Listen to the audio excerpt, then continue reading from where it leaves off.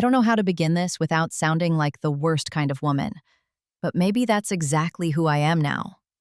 I used to think that sins had faces, the kind of faces you could recognize before you got too close, but they don't. They wear warmth. They wear kindness. They come disguised as comfort when you've forgotten what it feels like to be wanted. My name is Monica. I'm 43 years old, and for the first time in my life, I crossed a line that can never be uncrossed. It started one summer afternoon, when the house smelled like peaches and sunlight. My son Jordan had come home from college with his best friend Caleb. They'd been inseparable since high school, those two. Caleb was practically family. Polite, funny, always ready to help around the house. He called me Miss Monica in that teasing way that made me roll my eyes but secretly smile. Back then, I didn't see it coming. I didn't see him coming.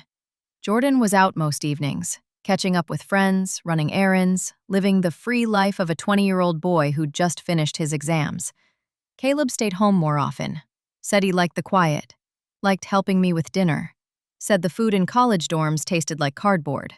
We fell into a rhythm. I'd cook, he'd help clean, and we'd talk. About music, about life, about how fast time moves. He'd tell me stories about his mom, who passed away when he was 15, how he missed her cooking, her perfume, her warmth. Sometimes, I'd see something in his eyes when he looked at me, something unspoken. At first, I told myself I was imagining it. I had to be. He was a child compared to me. My son's friend, my responsibility. But one night, after Jordan left for a late movie, Caleb stayed behind.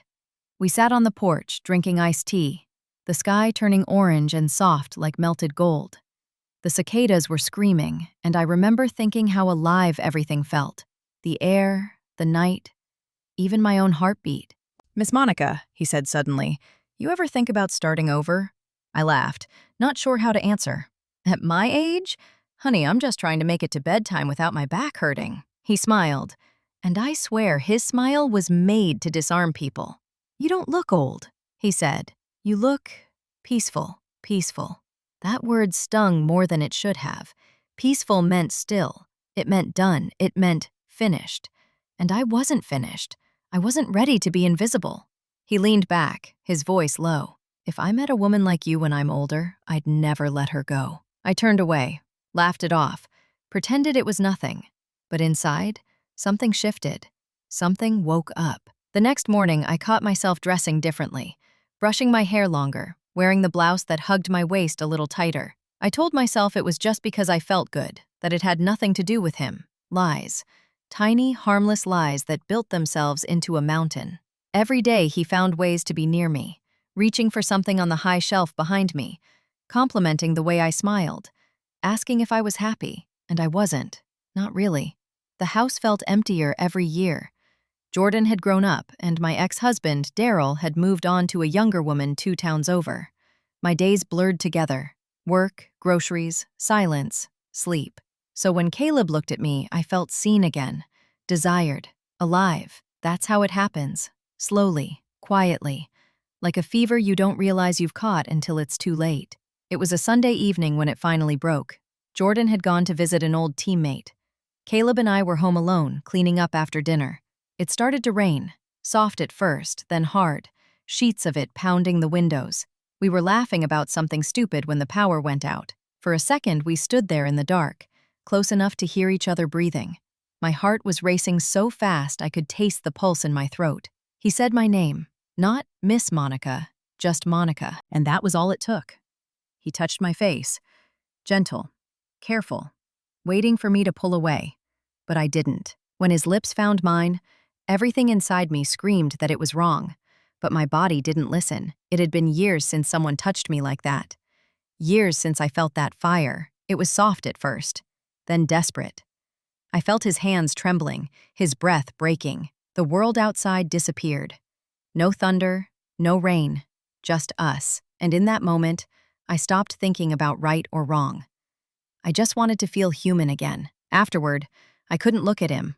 I told him to leave, to forget it happened, to never speak of it again. He tried to talk, but I pushed him out the door. When I finally locked the house, I slid down the wall and cried until morning. The guilt came first. heavy, endless, like a stone in my chest. Every time I looked at my son, I felt sick. Every time I heard Caleb's name, my stomach turned. But worse than guilt was the truth that I didn't regret how it felt. I hated that part of me the most. A week passed. Then 2. Caleb stopped coming around as often. When he did, he acted normal, like nothing had happened. But I could feel it. That quiet tension between us. That shared secret we couldn't erase. One evening, while Jordan was out, I went to Caleb's place to talk. To end it properly. But when I saw him, when he opened the door, all the words vanished. We didn't talk. We didn't plan it. It just happened. Again. And again. Until the line between shame and desire blurred into something that felt like survival. But secrets like that don't stay buried. They always find a way to rise. A month later, I woke up sick. Dizzy. Exhausted. I blamed it on stress at first. On guilt. On everything except the truth. But the truth was waiting for me at the pharmacy, staring up from a little plastic stick. 2 lines. Positive. I sat on the bathroom floor, the world spinning, the clock ticking so loud it hurt. My mind went blank except for one thought. How will I ever tell my son? I thought about Caleb, about his smile, his laugh, his warmth, and suddenly all I could see was Jordan's face. They'd been like brothers their whole lives, and now I was carrying the one thing that could destroy them both. I wanted to disappear, to rewind time, to pretend none of it happened. But life doesn't offer mercy like that. That night I lay awake, staring at the ceiling, my hand over my stomach. I didn't know whether to pray for it to end or to begin. And somewhere deep inside, a small, quiet voice whispered what I already knew. This was only the beginning of my punishment. Because sooner or later, every secret demands to be told, and mine was growing inside me. I thought I could keep it hidden. For days, I carried the secret like a heartbeat only I could hear. I told myself I'd figure it out, that I'd make it go away, that I'd fix what I'd broken. But the thing about guilt is that it doesn't stay quiet. It breathes. It grows. It moves through every part of you until you start to feel like a stranger in your own skin. I stopped sleeping. I stopped eating. Every time Jordan walked into the room, I felt like the air got heavier. He'd talk to me, smiling, laughing, calling me mom the same way he always had. But now, the word hurt. It felt like a lie. Caleb tried to keep his distance. He texted once asking if I was okay. I didn't answer. I couldn't. Because if I saw him again, I might do something even worse, like tell him the truth. Weeks went by, but my body wouldn't let me forget. I was sick every morning. My clothes felt tighter. And one night when I stood in front of the mirror, I saw what I'd been refusing to see. I wasn't just late. I was changing. I was pregnant. I sat on the edge of my bed for hours, staring at the floor, waiting for my heart to slow down. But it didn't.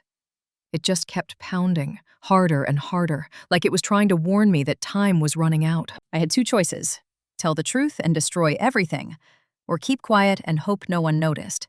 But lies don't stay small. They grow teeth.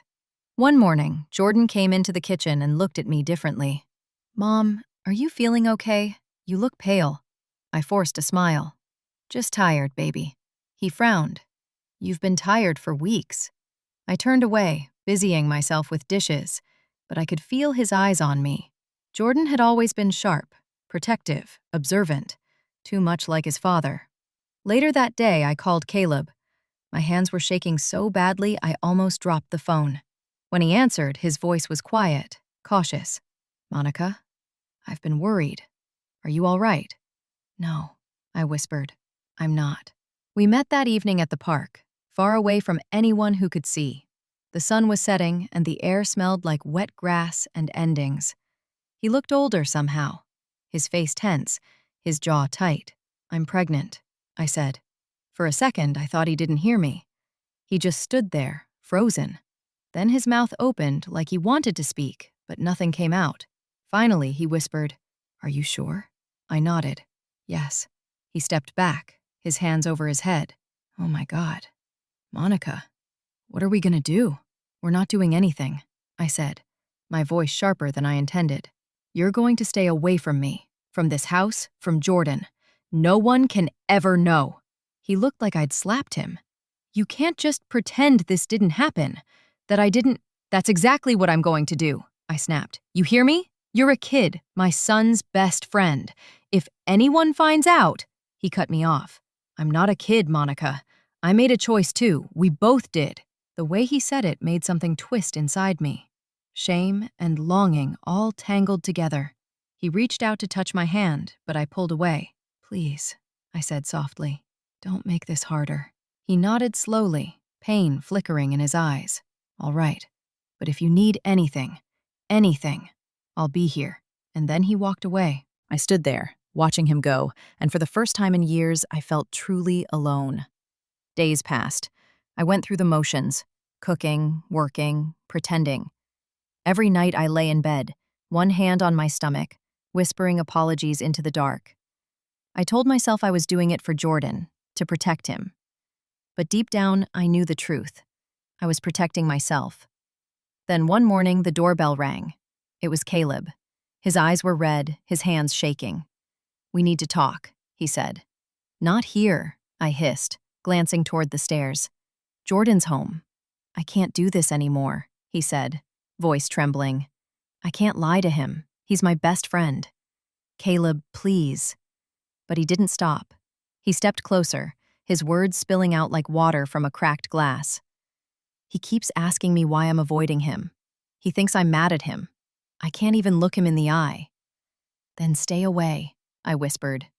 He shook his head. You don't understand. I love you. The words hit me like a slap. You don't love me, Caleb. You're confused. You're scared. I'm not, he said. I know what I feel. And before I could answer, a voice came from behind me. Feel what? Jordan was standing on the stairs. For a moment, no one spoke. The silence was thick, cruel. Caleb froze. I couldn't breathe. Jordan looked from him to me, confusion twisting into suspicion. What's going on? He asked. I tried to speak, but my throat closed. Nothing, I said too quickly.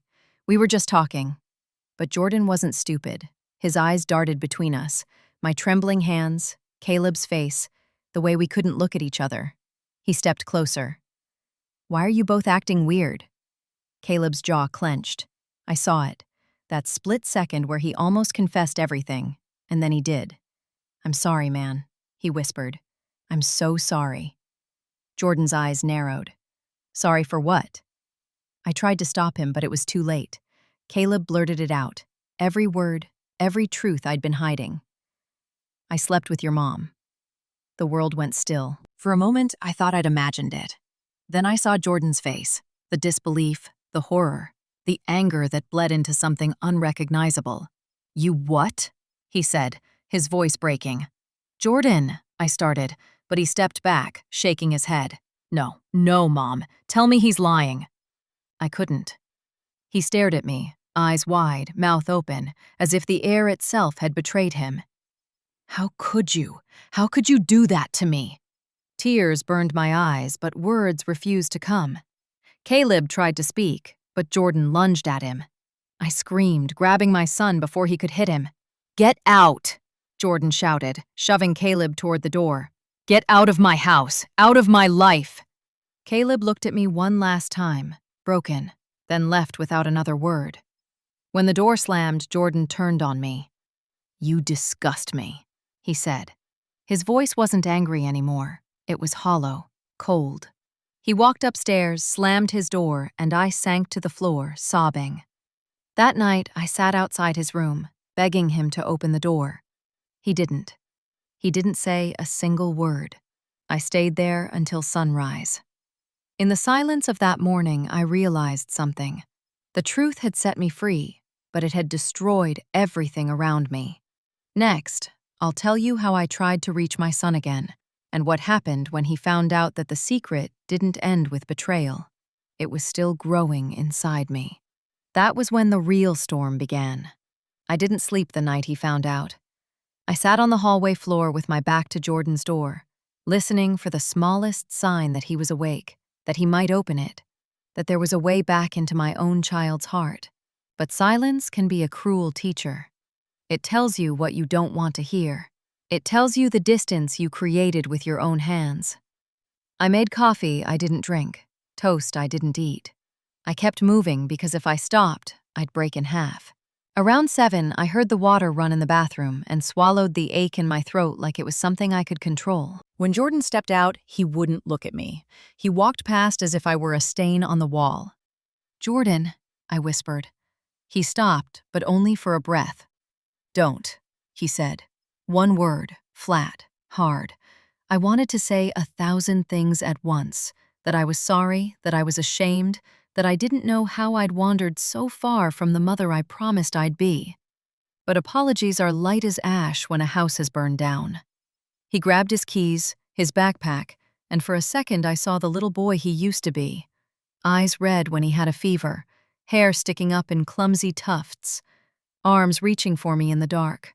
The memory stabbed me so cleanly I had to grab the counter. "Where are you going?" I asked, hating the fear in my voice. "Out," he said. "Away from here." "Please," I said. "We need to talk." He looked at me for the first time. I wished he hadn't.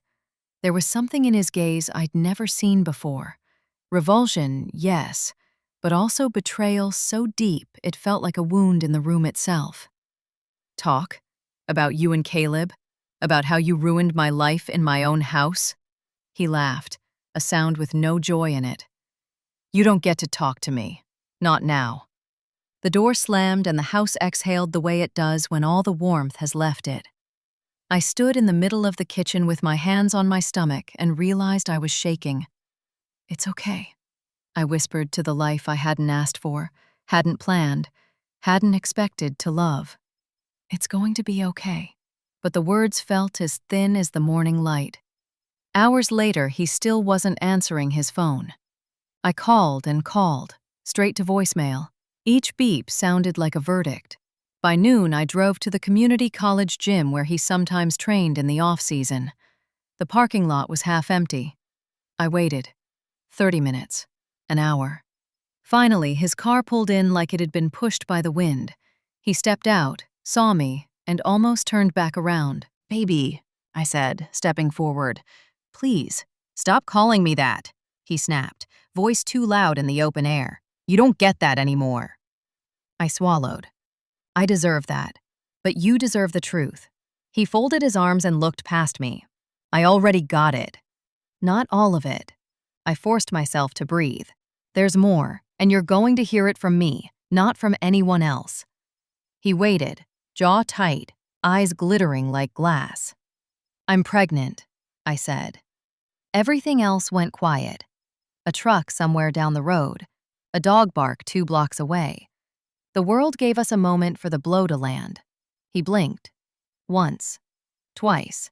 Something inside him went out and didn't come back. "What?" I nodded. I didn't cry. I'd cried all night and discovered tears are only water. They can't clean a stain like this. He looked at my stomach, then at my face, and took 2 steps backward. "Please tell me you're kidding." "I'm not." Silence stretched until I felt like I was standing on a cliff waiting for the edge to crumble. He ran a hand over his face, then turned away and kept walking until he reached the curb. When he finally spoke, his voice was small, like it belonged to that little boy again. "Is it his?" The word his hit harder than a name. I nodded, and he laughed that empty laugh again. "Of course it is. Why wouldn't it be? Why wouldn't every nightmare be true all at once?" "Jordan," I said, stepping closer. "I know I did the worst thing a mother could do. I know I betrayed you. Do you?" He spun around. "Do you know what it's like to find out that your best friend, someone you trust, has been with your mother? Do you know what that does to a person's head, to his sense of home? There's no place I can stand where this isn't happening." "I'm sorry," I said. "I am more sorry than I know how to say." He stared at me like he was memorizing the face of a stranger. "What are you going to do?" The question lodged in my throat because I'd been asking myself the same thing every hour. The doctor's appointment sat on the calendar like a storm warning. I don't know, I said. I thought I did. Then I didn't. I keep thinking of you, of what this will do to you. His jaw worked. What about what it will do to you? I already did it to myself. He closed his eyes. When he opened them, something had shifted. Not toward forgiveness, not even toward understanding, but toward a decision that lived between us like cold air. I can't be here, he said. Not right now. I get it. You don't, he answered. But maybe one day you will. He moved past me and opened the gym door. If he tries to talk to me, I'll break his jaw. The door shut softly, as if not to wake what was sleeping under the floor. In the parking lot, the sky grew hard and white. I wanted the sun to go down so the day would end and I could pretend tomorrow could be better. Instead, everything stayed bright and relentless. Caleb called while I was driving home. I pulled to the side of the road and answered. He knows, I said, and I told him about the baby. On the other end, a breath like a prayer. Is he okay? No, I said, and neither am I. I want to help, he said, words tumbling out. I want to be there for you, for the baby. He threatened to break your jaw, I said. I deserve worse. That's not the point, I said. We have to think like adults. No more secrets. No more meeting in shadows. Saying those words made something close in my chest. A small door I hadn't realized was still open. I'm 21, he said softly, as if to remind both of us that we'd stepped into this with full knowledge, flawed and human, but not children. I made choices. I can make better ones now. Better isn't enough, I said. We need careful. We need kind. We need quiet. Do you want to keep it? His voice cracked on the last word, and for a moment, he sounded younger than he was, like a boy asking permission to want something he didn't know how to hold. I thought of the bathroom floor, of two pink lines like two doors, one labeled "Go Back" and one labeled "Go On." Both impossible. I don't know, I said honestly. Part of me thinks ending it would be the only mercy left. Another part can feel it already, like a small lighthouse in a black sea. I exhaled. I haven't been that kind of brave in a long time. He was quiet so long I thought the line had dropped. Whatever you decide. He said at last, I'll be there. I won't run. Not from you, not from him, not from our responsibility. The word "our" scraped something raw inside me. This isn't a love story, I said. Don't make it into one to feel better. I know what it isn't, he whispered, but I also know it's real. That night, Jordan didn't come home.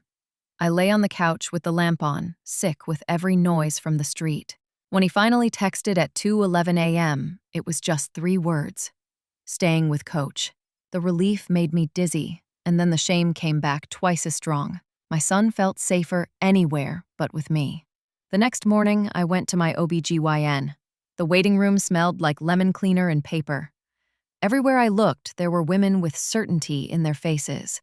Wives with husbands, mothers with toddlers.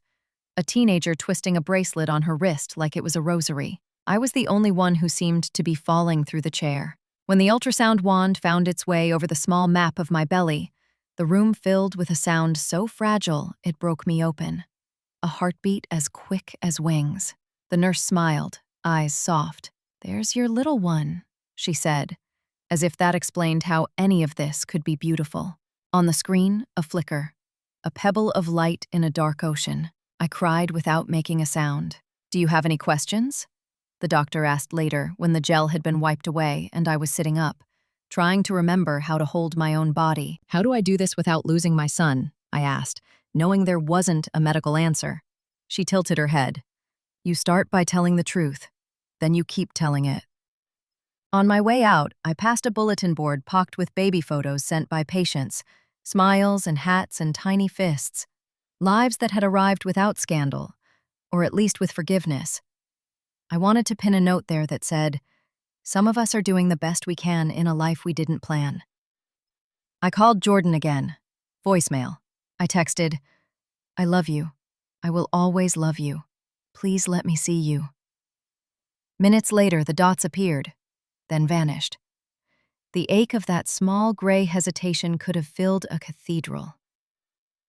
Caleb met me at a coffee shop across town where no one knew us.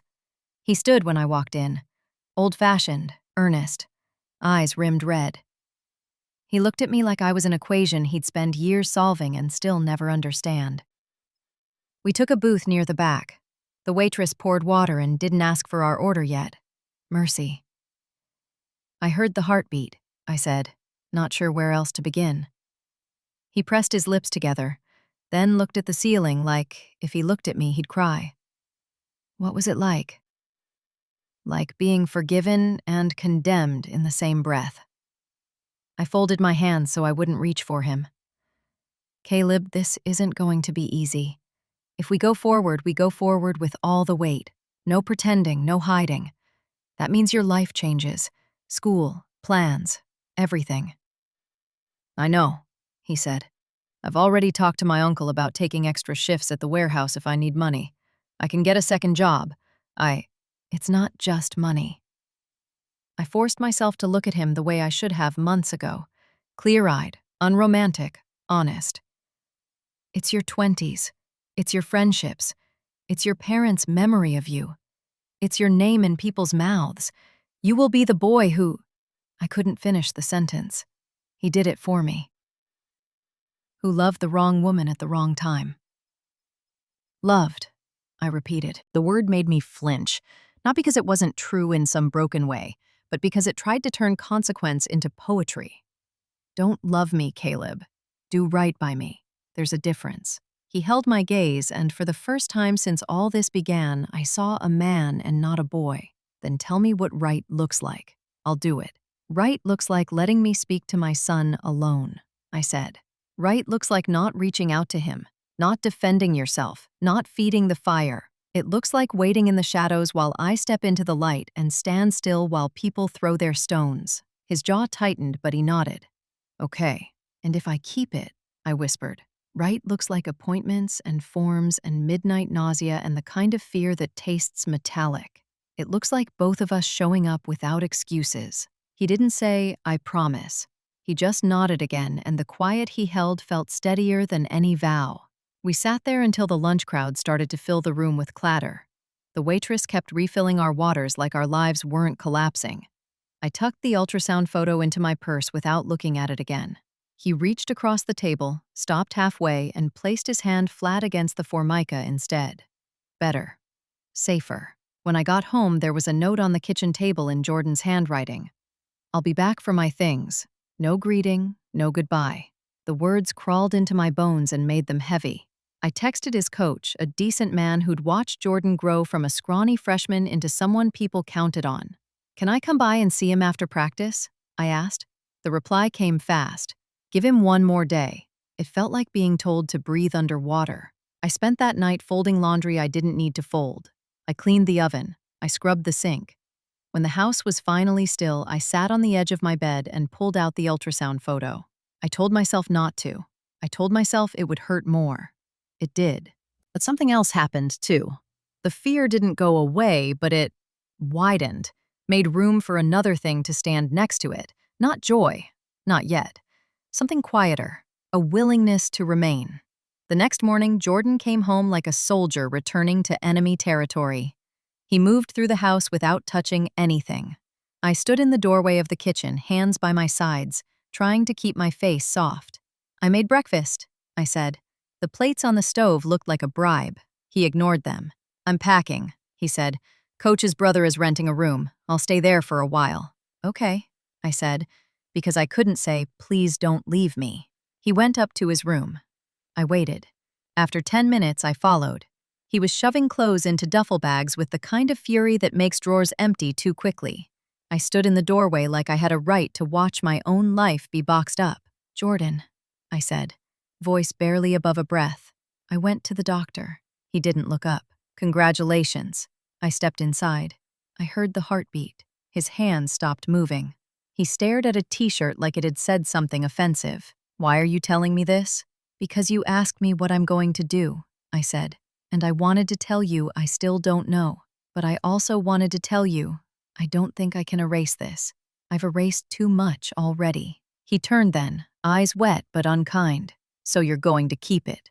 "I'm saying I'm leaning that way," I said, "because truth doesn't owe us clean edges. I'm saying there's a life inside me and I can't pretend I didn't hear it." He shook his head. "You chose him over me. You're choosing him again." "No," I said, stepping closer. "I chose loneliness over wisdom. I chose silence over honesty. I chose wrong, and I am going to pay for it every day I pick up my phone and you're not there. But if I end this because I'm afraid of losing you, I'll lose myself too. And then you won't have a mother at all.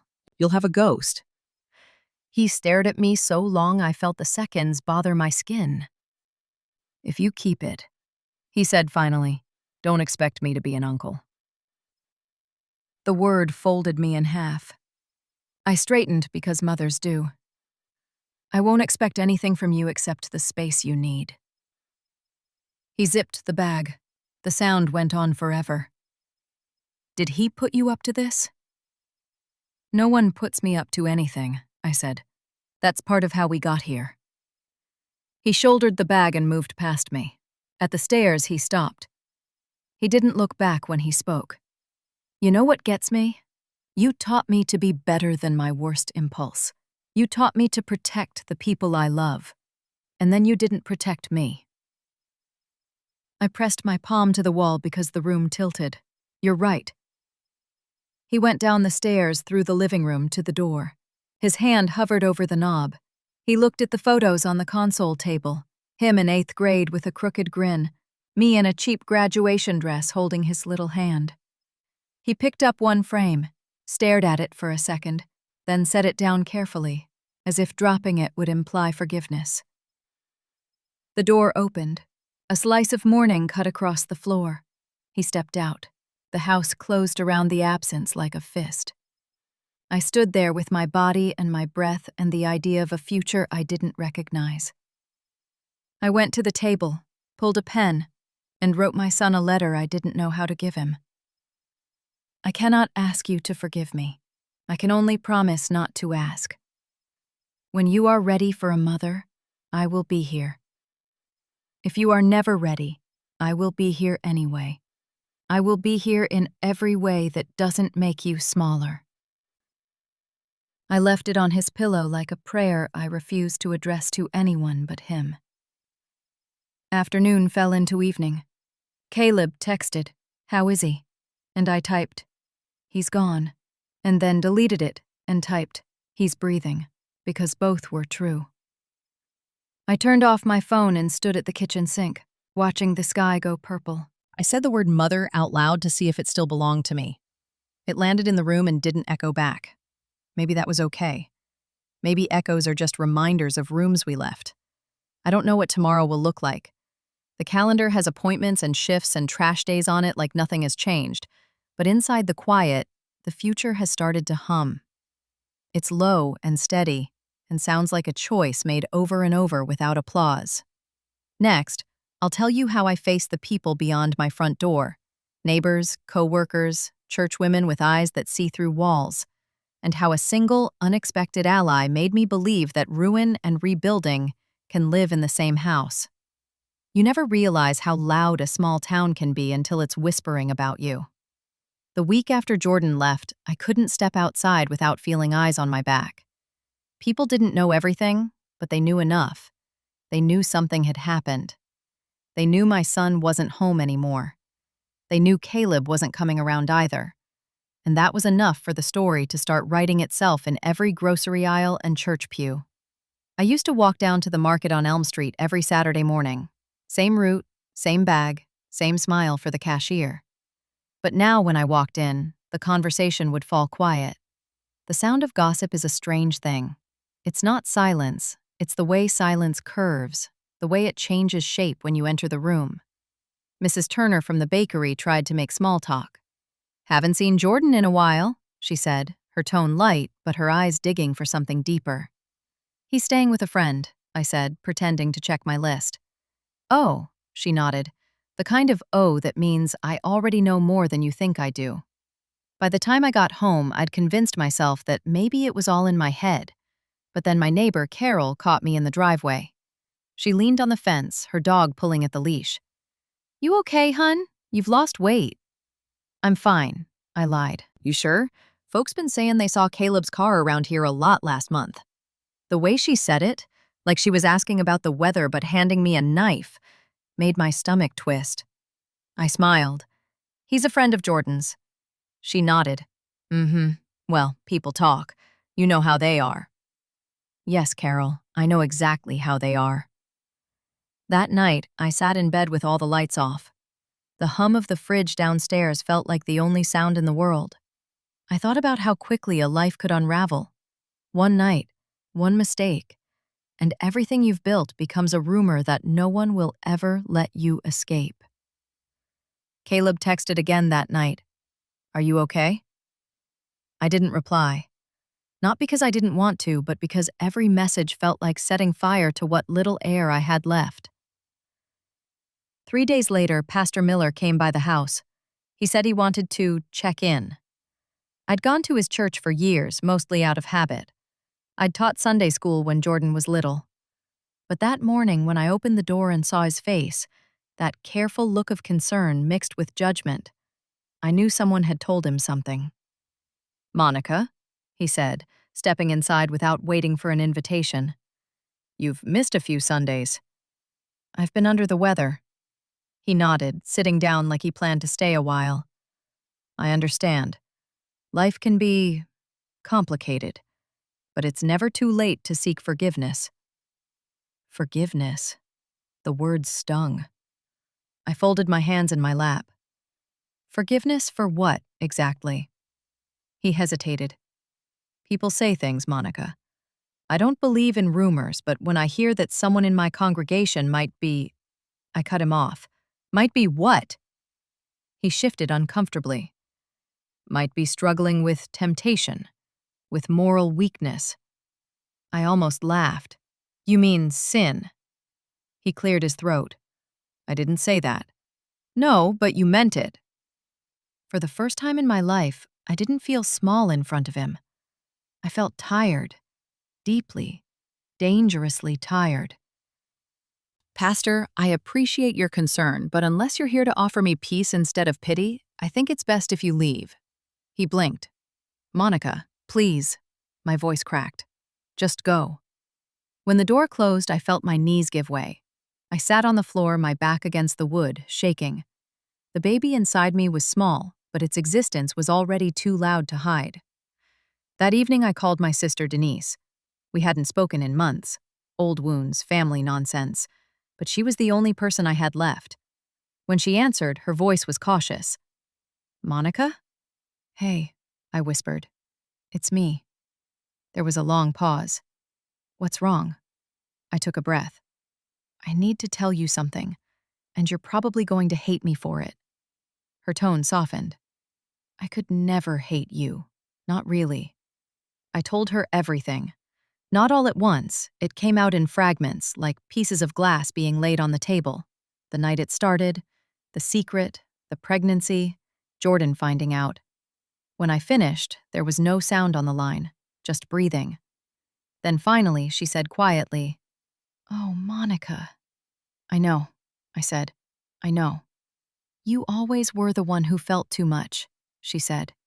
"You gave everything to everyone, and when there was nothing left for you, you took what little kindness you could find." I cried then. Not because she excused me, but because she understood me. "What are you going to do?" she asked. "I'm keeping it," I said. "I don't know why. Maybe because it's the only thing that hasn't turned its back on me yet." "Then you better be ready for what comes with that," she said softly. "Because this town doesn't forgive women like us easily." "I know. But I'll come stay with you for a bit," she added. "You shouldn't be alone right now."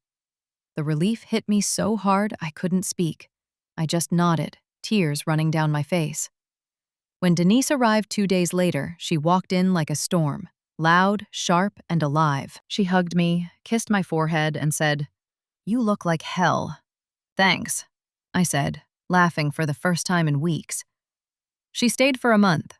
She cooked, she cleaned, she told me stories about her kids. Sometimes we'd sit on the porch late at night and she'd put her hand on my belly and say, "You know, maybe this baby isn't your punishment. Maybe it's your second chance." I wanted to believe her. I really did. But one afternoon when I went to the store alone, I saw Caleb. He was standing by the fruit section wearing a gray hoodie, eyes tired, older somehow. When he saw me, he froze. For a second, we just stared at each other. Then he said quietly, "You look beautiful." I shook my head. "Don't. I mean it," he said. "You're glowing." "Caleb, you can't say that. Not here." He looked around. "I don't care who sees." But I did. I could feel the weight of every pair of eyes in that store. I grabbed a basket just to have something to hold. "Jordan still won't talk to me," he said. "He blocked my number. He told everyone I'm a liar." "I told you this would happen." "I know." He looked at me, voice breaking. "But I didn't think losing him would feel this much like losing you." I wanted to tell him not to make it harder. I wanted to tell him to walk away. But when he looked at me like that, with all that raw, broken love, I remembered the warmth that had started all this, the loneliness that made me forget who I was supposed to be. "I can't," I whispered.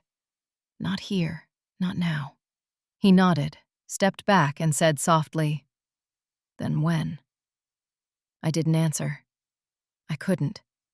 I turned and walked away, but the sound of his voice followed me all the way home. That night, Denise found me sitting on the porch again. "You saw him, didn't you?" she said. I didn't deny it. "Monica, you have to decide what kind of woman you're going to be now," she said. "The kind who hides forever, or the kind who rebuilds in daylight?" I looked out into the dark street, the world quiet except for the sound of crickets. "Rebuilding sounds easier than it is. Everything worth doing is hard," she said. "But I think you've already done the hardest part." "What's that?" "Surviving." Her words sank into me like medicine. For the first time since that night, I thought maybe I could live through this. Maybe not clean, maybe not whole, but alive. Still, deep down, I knew the story wasn't over. Not yet, because one morning I'd wake up to find Caleb standing at my door again. But this time, he wouldn't come to talk. He'd come because something had happened that neither of us could undo. Next, I'll tell you what happened that morning. The day the phone rang, and the past I'd tried to bury came knocking again, demanding a price I wasn't ready to pay. It happened just after dawn, on one of those quiet mornings when even the birds haven't decided to start their day. The air was cool, soft, and the light through the curtains was the kind that makes everything look cleaner than it really is. For a few minutes, I let myself believe the silence was peace. Then the phone rang. Denise was still asleep in the guest room, and I didn't want to wake her, so I answered quickly. My voice came out soft, cautious. "Hello?" The voice on the other end cracked, panicked. "Miss Monica?" I froze. It was Caleb. "Caleb, what's wrong?"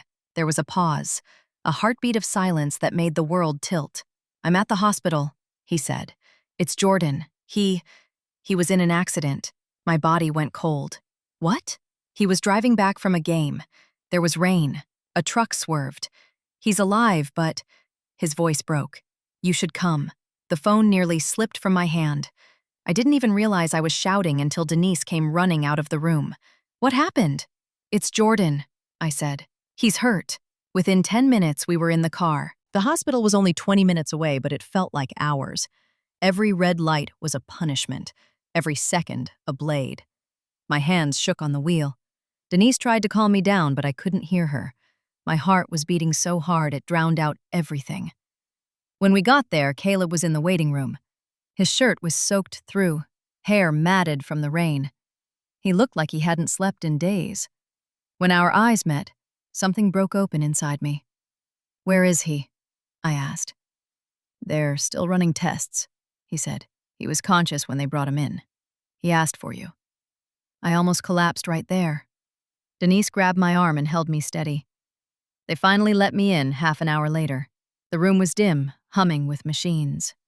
My son, my baby, was lying in that hospital bed with his face bruised, his hand wrapped in gauze, a line running from his arm into a bag that dripped mercy into his veins. He looked up when I came in. "Hey, Mom," he whispered. That word, Mom, felt like resurrection. I sat beside him and held his hand, trying not to cry. "You scared me," I said. He smiled weakly. "You should see the truck." I laughed through the tears. Even now, he was trying to protect me from pain.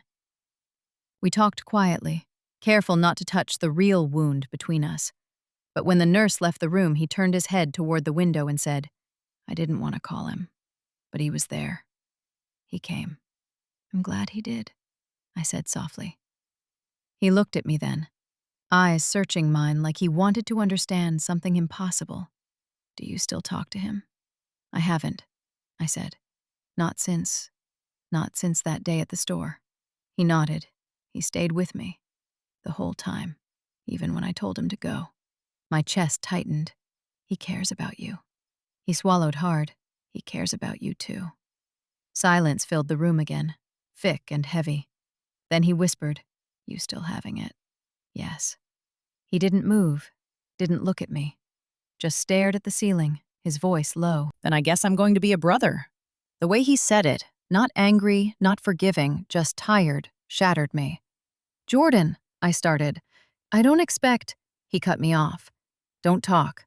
Just stay here." So I did. I sat there until the machine stopped feeling like noise and started feeling like breath.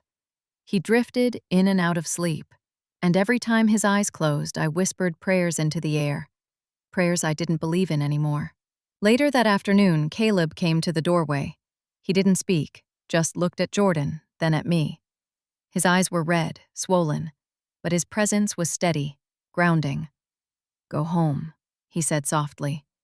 "I'll stay with him tonight." I shook my head. "No, I'm not leaving him." He stepped closer. "You need rest, Monica. For you, for the baby." The word baby hung in the air like something fragile. Jordan's eyes fluttered open.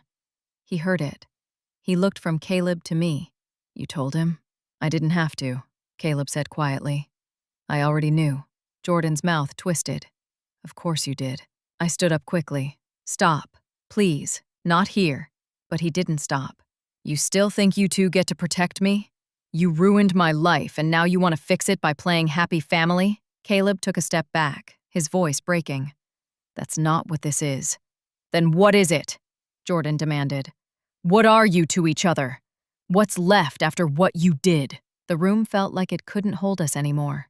The walls seemed too small for the truth, too thin for the sound of our pain. I wanted to run. I wanted to disappear. But instead, I said, "We're people who made mistakes, and people who are trying to live with them." Jordan turned his face away. "That's not enough." "I know," I whispered, "but it's all I have." He didn't respond, just closed his eyes again. Caleb looked at me, eyes wet. "He needs time." "I know," I said. "We all do." That night, I went home with Denise. The house felt colder than it ever had before. I went straight to my room, sat on the edge of the bed, and put both hands over my belly. I could feel movement, faint, soft, like a ripple in still water. "Hey," I whispered. "Your brother's going to be okay. He has to be." Denise came in quietly and sat beside me. "How is he?" "Alive," I said, "but broken." She sighed. "You all are." "I don't know how to fix it." "You don't," she said. "You live through it." The next morning, I went back to the hospital. Jordan was awake, eating breakfast. When he saw me, he didn't smile, but he didn't look away either. It was progress. We sat together, watching the news play quietly on the TV. After a while, he said, "They're discharging me tomorrow." "That's good," I said. "I'm going to stay at Coach's place for a while." I nodded. "That's okay." He hesitated, then added, "You should keep it. The baby." I froze. "What?" "I don't forgive you," he said, eyes still on the screen. But if you're going to live with this, then do it right. Don't run from it." I didn't know what to say. I just reached out, resting my hand lightly on his arm. "Thank you." He didn't move, but he didn't pull away either. When I left the room, I found Caleb waiting in the hallway. He looked exhausted. "How is he?" "Alive," I said, "and maybe ready to try." He nodded. "Then maybe we can all start again." I looked at him, at this young man who had upended my life, destroyed my peace, and somehow become the only person who still looked at me with hope. "Starting again doesn't erase what we did," I said. "I know," he whispered, "but maybe it means we can make something better out of what's left." I wanted to believe him. God, I wanted to. But deep down, I knew forgiveness doesn't come that easy. Still, as I drove home that evening, I felt something I hadn't felt in a long time. Not joy, not even peace, just the faintest pulse of possibility. The idea that maybe, just maybe, I could build a new life from the ruins of the old one. Because the past wasn't done with me yet. Next, I'll tell you what happened in the months that followed. The birth, the whispers that never stopped, and the day I finally faced Caleb again. Not as a mistake, but as the father of my child. That's when I learned that redemption doesn't always come in forgiveness. Sometimes it comes in letting go. The months after the accident passed like a slow storm. Time didn't heal. It rearranged things. It softened some edges, sharpened others. My body grew heavier with the baby, and every day I woke up to the reminder that consequences don't vanish. They just take new shapes. People had stopped asking questions directly. They didn't need to anymore. The whispers had settled into fact. And in a small town, facts never die. They just grow comfortable in people's mouths. At the grocery store, I learned to keep my chin up, to smile without looking too proud. At church, I stopped going altogether. Denise told me it was better that way. You don't need to stand in front of people who confuse gossip with grace. Jordan didn't move back home, but he called once a week. Sometimes it was short. Sometimes it was just silence between us, broken by a, "How are you feeling?" or, "Need anything?" He never said he forgave me. He never said he didn't. But he stayed in touch, and that somehow was its own quiet mercy. Caleb didn't push. He respected the distance I asked for, but every few weeks there'd be a text. "Do you need groceries? Has the baby kicked yet? You okay?" Sometimes I'd reply. Sometimes I couldn't. But he never disappeared completely. And part of me was grateful for that. At 7 months, the baby started moving like he was dancing under my ribs. Denise said it was a sign of strength. I said it was a reminder that he was coming whether I was ready or not. One afternoon, I was sitting on the porch with a cup of tea, staring at the old oak tree in the yard. The leaves were turning that deep orange that only happens in late autumn. I heard tires crunch on gravel and looked up. Caleb's truck. He stepped out slowly, hands in his pockets, eyes cautious. I hadn't seen him in almost 2 months. He looked different. Tired, older, a little rough around the edges. But there was something steadier in him, too. "Hey," he said softly. "Hey," I replied. He looked at my stomach and smiled a little. Wow. You're glowing." I laughed quietly. That's what people say when they don't know what else to say. He stepped closer. "You look beautiful." "Careful," I said. "You'll start rumors." He gave a small laugh. "Pretty sure we already wrote the book on those." We stood there for a moment, the air between us full of things neither of us dared to speak. Finally, he said, "I wanted to check on you, and to tell you I got a job offer, out of state." My heart stuttered. "Out of state?" "Yeah, construction work, pays well. I think I need to take it." I nodded slowly, trying to ignore the ache in my chest. "You should." He hesitated. "I'll send money, every month. You can tell Jordan it's from a friend." "Caleb," I whispered, "I don't want your money." "I know," he said, "but you'll take it anyway. Because you're proud, but you're not stupid." That made me smile. You always did see right through me. He took a deep breath.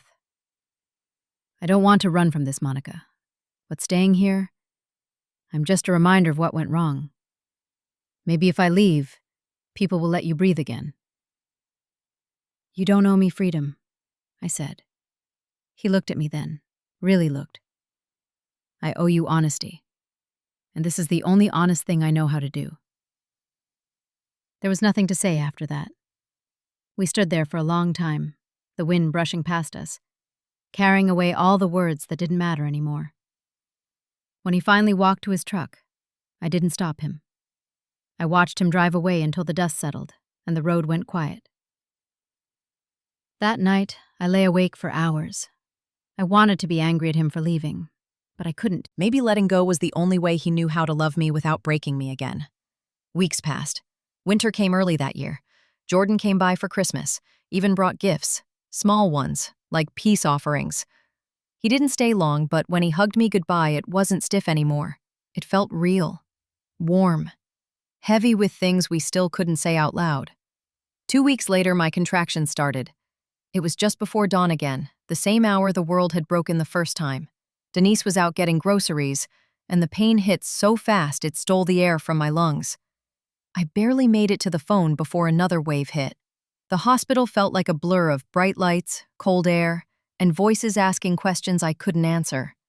Hours passed in flashes of agony and prayer. Then, at 3:42 p.m., the room filled with a sound I didn't think I'd ever hear again. The cry of something new. A boy. Tiny, perfect, furious at the light. When they placed him on my chest, everything in the world went silent again. His skin was warm against mine, his breath shallow but steady. I stared at his face, searching for who he looked like. And for a terrifying second, I saw both of them, Jordan and Caleb, woven together in ways that would never untangle. I cried until my body shook. The nurse smiled gently. "He's beautiful," she said. "I know," I whispered. "I just don't know if the world will let him be." Later, when they wheeled us into recovery, I saw a shadow in the doorway. Jordan. He didn't say anything at first, just stood there, staring at the bundle in my arms. His eyes softened in a way I hadn't seen in months. He stepped closer, slowly, like approaching a wild animal that might spook. "Is he started. I nodded. "Yes." He looked down at his half-brother, his best friend's child, and exhaled like he'd been holding that breath forever. "What's his name?" "I haven't decided yet." He smiled faintly. "Typical you." When I reached out my hand, he hesitated, but then he took it. He sat beside me, and for a moment, the world didn't feel broken. It just felt fragile. But that was enough. After a while, he whispered, "He looks like him." "I know," I said. "You think he'll come back? Caleb?" "I don't know," I said truthfully.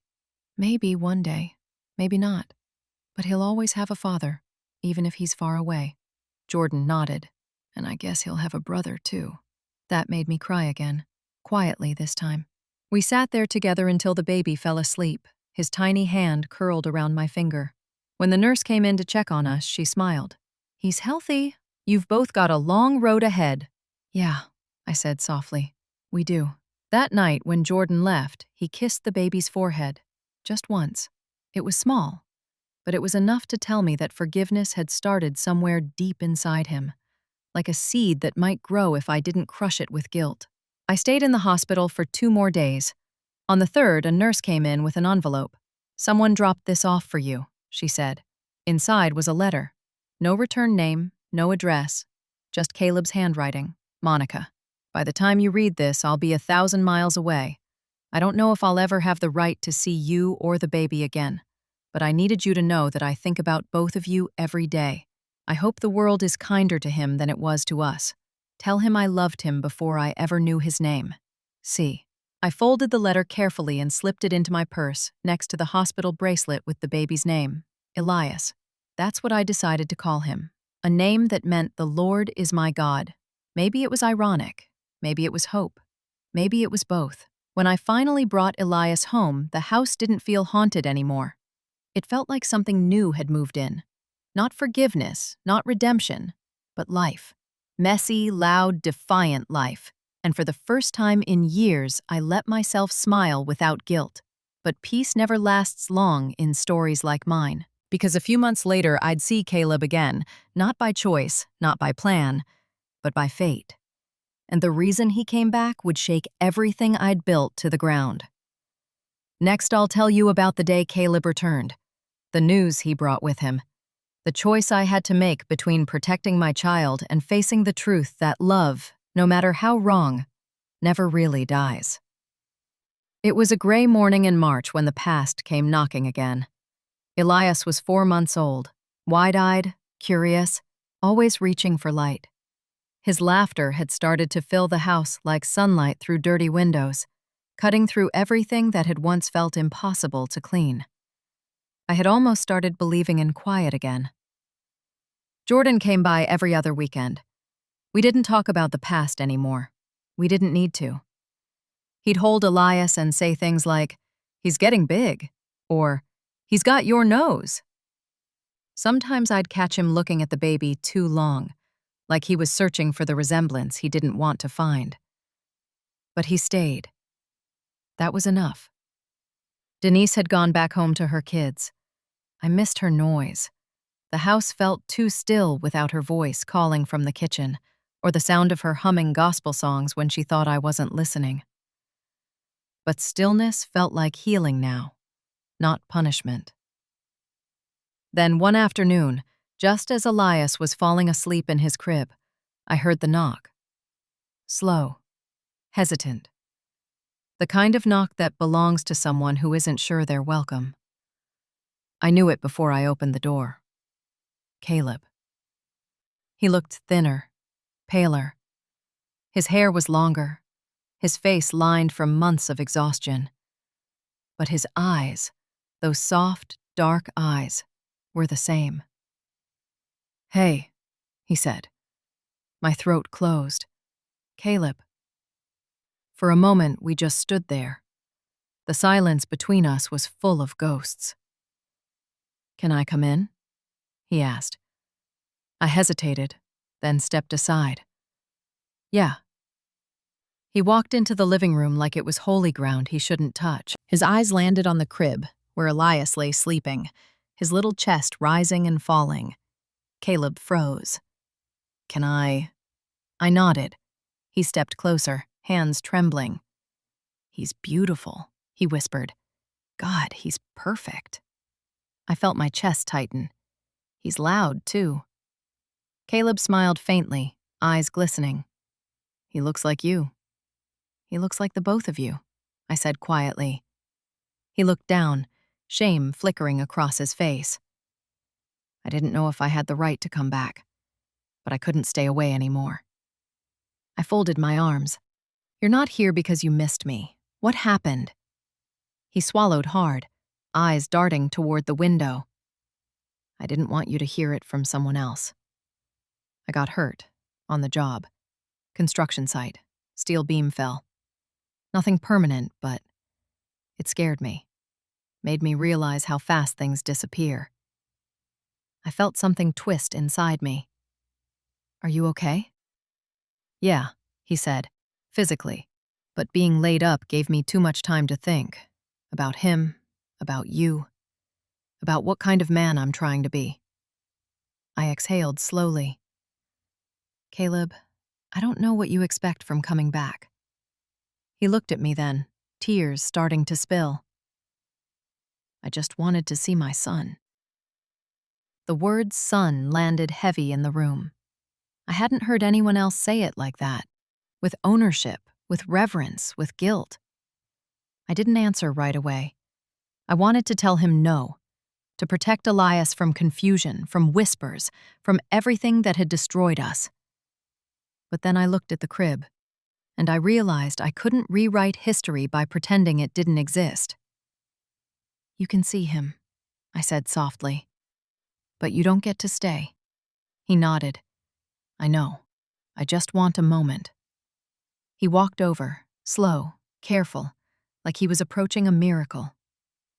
When he reached down and touched Elias's tiny hand, something inside me broke all over again. The baby's fingers curled around his. Reflex. Innocence. Caleb let out a sound. Not quite a laugh, not quite a sob. "Hey there," he whispered. It's your dad. The word dad echoed through the room like a hymn. I turned away, blinking fast. When he finally stood up again, he looked at me with a kind of peace I hadn't seen before. "I'm not here to make trouble. I'm not here to ask for you. I just needed to know he was real." "He's real," I said. "And he's loved." Caleb nodded. "Good. Then I can live with that." We stood in silence for a long time. The only sound was Elias's soft breathing. Finally, I said, "You should go before Jordan comes by. It'll just start everything up again." He nodded slowly. "Will you tell him I'm sorry?" I shook my head. "No. If you want forgiveness, you'll have to face him yourself." He looked scared for the first time. "Do you think he'll ever talk to me?" "I think he'll try," I said. "But not for you. For Elias." Caleb smiled through tears. "That's enough." As he turned to leave, I stopped him. "Wait." He turned and I stepped closer. "Whatever happens next, whatever people say, you don't run again. Not from this, not from him." He nodded. "I won't." When he left, the house felt hollow again. But this time it wasn't emptiness, it was space. The kind of space you leave when you finally stop holding your breath. That night, Jordan came by. He saw the truck pulling away and his jaw tightened. "Was that him?" he asked. Yes. He didn't explode. He just sighed and ran a hand over his face. "What did he want?" "To see his son." Jordan nodded slowly. "Good." That surprised me. "Good?" He looked tired, older than he should have. "I've been thinking. I spent months hating both of you, but it didn't change anything. He's still his father. I'm still your son. He's still here. Maybe it's time we stop pretending any of it's going to disappear." I didn't know what to say. I just stared at him, tears welling in my eyes. He looked at Elias sleeping and said softly, "He deserves better than the version of us that hurt each other." "He does," I whispered. Jordan put a hand on my shoulder. "Then let's be better." For the first time in years, I saw peace on his face. Not full forgiveness, not yet, but the kind of peace that means a wound has finally stopped bleeding. We sat on the couch together, Elias between us, and for a moment, I thought maybe redemption wasn't a miracle. Maybe it was just this: staying in the same room with the people who broke you and choosing to love them anyway. Outside, the rain started to fall, steady and calm, the kind that doesn't destroy but nourishes. Jordan leaned back and said, "Mom, you ever think maybe God's been punishing you just to see how long you'd keep standing?" I smiled faintly. Maybe he was just teaching me how to fall and still get back up. He laughed softly. "Yeah, that sounds like you." When he left that night, he kissed Elias's forehead again. I stood in the doorway watching him walk to his car. For once, I didn't feel the urge to call him back. I knew he'd come home again, in his own time. And as for Caleb, I didn't know where he'd go next or what kind of man he'd become. But when I looked at the sleeping baby between my arms, I realized that every version of our story, every shame, every mistake, every heartbreak, had led to this small, breathing proof that love, even when broken, still creates life. Still, the story wasn't done, because months later, when I least expected it, I'd receive another letter. Not from Caleb this time, but from someone else.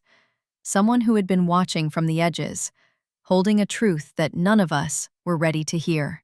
Next, I'll tell you about that letter, what it said, who sent it, and how it changed everything I thought I knew about forgiveness, family, and the kind of love that survives even when it shouldn't.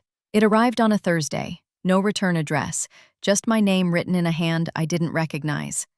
By then, Elias was almost a year old. He had Jordan's quiet eyes and Caleb's restless smile. And every time he laughed, it felt like forgiveness.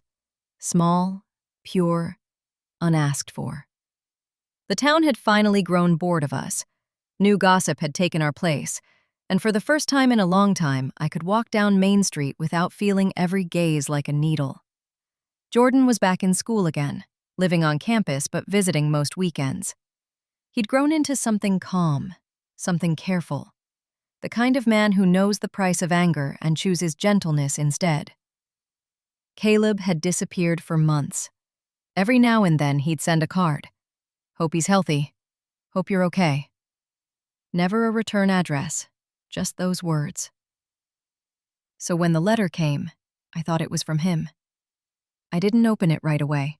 It sat on the counter while I made breakfast, fed the baby, folded laundry. A small white weight, waiting. By the time Elias went down for his nap, the house was too quiet and I couldn't stand it anymore. I slit the envelope open. The first line stopped my breath. Dear Monica, I don't expect you to forgive me for what I never said. I read it again, slower this time, tracing each word with my thumb. The handwriting wasn't Caleb's. It was older, firmer, like someone who'd lived long with regret. You don't know me, not really, but I knew you a long time ago. My name is Ruth. I was Caleb's mother. My knees nearly gave out. I sat down at the kitchen table, heart pounding.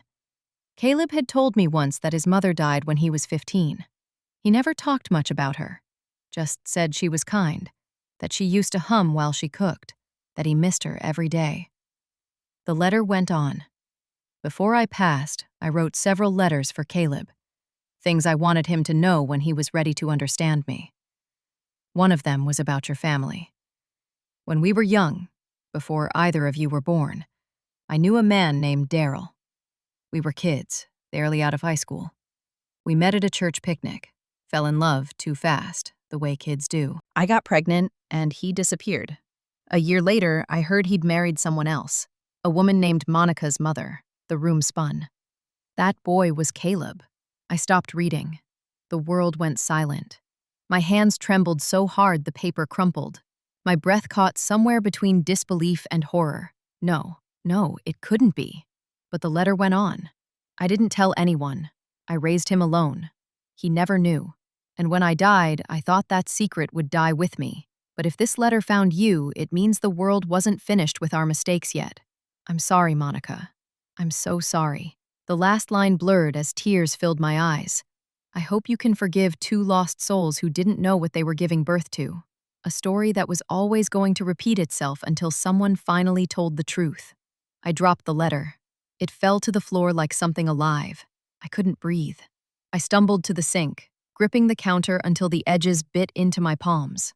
My mind was screaming, trying to piece it together. Daryl, my ex-husband, Caleb's father, which meant, oh God, I whispered, no. Elias stirred in his crib, his small cry piercing the silence like a bell. I walked over and looked down at him, this child who was both my salvation and my sin. His eyes opened, soft and trusting, and in them, I saw every choice I'd ever made staring back at me. I sank to the floor beside the crib and cried until my throat burned. Not because of what I'd done, but because of what I hadn't known. Because the universe has a cruel sense of symmetry, and I was standing right in the center of it. Hours passed before I could move. When Jordan came by that evening, I was still sitting there, the letter on the floor beside me. Mom? He said carefully. What's wrong? I handed him the paper. Read it. He did, slowly. His face went pale halfway through. By the end, he just stared at me, like he was seeing something fragile he didn't want to break. Jesus, he whispered. So Caleb's your brother, I said. Half-brother. He sank into a chair, hands over his face. Does he know? I don't think so. He was quiet for a long time. Then, finally, you have to tell him. I shook my head. How? How do I even start that conversation? You just do, Jordan said. The truth's already done its damage. The only thing left is to stop it from doing more. He was right. I knew he was right. But the thought of facing Caleb again made my chest tighten. Still, there was no choice. I called the number from his last letter. It rang twice before he answered. Monica? Caleb, I said, voice trembling. You need to come here. There's something you need to know. When he arrived an hour later, I couldn't look at him. He stood in the doorway, confused. What's going on? Are you okay? No, I said. And neither are you. Sit down. He frowned, but did as I asked. I handed him the letter. He started reading. The silence between us stretched and stretched until I thought it would snap. When he finished, he didn't say anything, just stared at the paper, his hand shaking. "That can't be true," he whispered. "It is," I said. "My mother and your mother. Daryl was—" He stood up so fast the chair scraped against the floor. "Stop. Caleb, stop," he shouted, his voice raw. "You're saying that we?" I reached out, but he pulled away like my touch burned. "You didn't know," I said quickly. "Neither of us did." He pressed his hands to his head, breathing hard. "Does Jordan know?" "Yes." He turned toward the door, shoulders trembling. I can't be here. Please don't run," I said. "Not again." He looked at me, eyes full of something that wasn't anger, wasn't disgust, just heartbreak. "What are we supposed to do with this, Monica? What do we make of him now?" I looked toward the crib. "We make him better than us." For a long moment, we just stood there, the weight of generations pressing down on us. Finally, Caleb nodded, tears streaking his face. "He didn't ask for any of this. He deserves the truth when he's old enough." "Yes," I whispered. "He does." Caleb wiped his face, then looked at me one last time. "I'll go. For good this time. But when he's old enough, tell him who I was.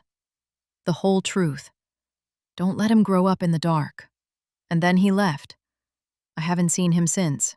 That night, after Elias fell asleep, I stood by the window and looked out at the dark. The wind was quiet. The stars were faint, but they were there. Small lights in a black sky, distant but real. I thought about everything we'd done, everything we'd learned, about how sin and love sometimes speak the same language, how mistakes can carry innocence inside them, and how forgiveness doesn't always come from other people. Sometimes it comes from deciding to keep living when you don't deserve to. I whispered to the night, "You're going to have my eyes, my voice, my stubbornness, but you'll also have the truth, all of it." And for the first time, it didn't feel like a confession. It felt like a promise. Because the past might never forgive me, but the future was still mine to raise. Time has a strange way of softening what once felt unbearable. It doesn't erase, it doesn't forgive, it just changes the color of things. Elias turned 5 this spring. He's all legs and laughter now, running barefoot through the backyard that once carried more silence than grass. When he falls, he doesn't cry. He gets up, brushes off the dirt, and yells, "I'm okay, Mama!" Like a declaration, like proof that survival can sound like joy. Jordan's married now. He and his wife Tasha live 2 towns over. Sometimes on Sundays, they come for dinner. When Elias runs to the door shouting, "Uncle Jordan!" the whole house lights up. Jordan laughs, lifts him high, and for a moment, there's nothing left to heal. Just family.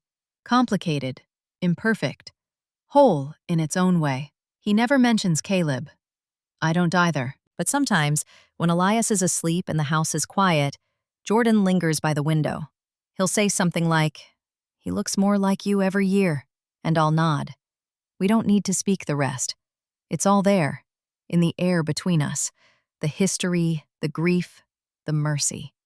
The letter stays locked in my dresser drawer. I've read it so many times the paper's gone soft, the ink fading where my fingers have traced the same lines again and again. I don't read it out of guilt anymore. I read it because it reminds me that truth, no matter how ugly, is still a kind of love. The kind that hurts enough to make you change. Sometimes I think about Caleb. I don't know where he is, maybe somewhere warm, maybe somewhere quiet. But every year, on Elias's birthday, a card arrives. No return address, just a few words in that same careful handwriting. "You're loved, little one. Always." And I know it's him. He keeps his promise, staying away, but never truly gone. As for me, I've made peace with being the story people once whispered about, because every life has a chapter someone else will misunderstand. But when I look at my son, his wild curls, his bright eyes, his unbroken laughter, I know that what came from pain can still grow into something honest, something good. I've learned that love isn't always holy, and sin isn't always the end. Sometimes they walk hand in hand through the wreckage, carrying what's left of you into the morning. And every morning, when Elias wakes me up too early, when the sun slips through the curtains and the world feels new again, I whisper the same words I've whispered since the day he was born. We made it. Because somehow, against every rule, every judgment, every mistake, we did.